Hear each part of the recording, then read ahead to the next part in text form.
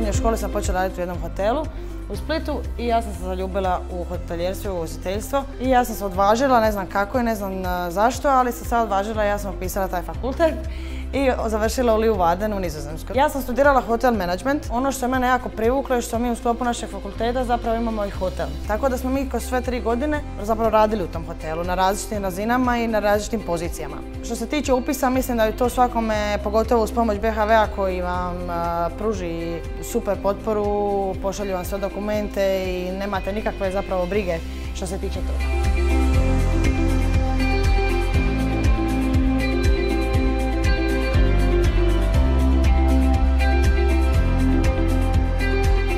Ono što je dobro kod Nizozemske je kad radite više od 5-6 sati mjesečno i studirate i roditelji vam zarađuju određenu svotu novca manju od nekog limita, vi možete dobiti nekakvu stipendiju od Nizozemske. Leeuwarden je zapravo jedan grad jako prilagođen studentima.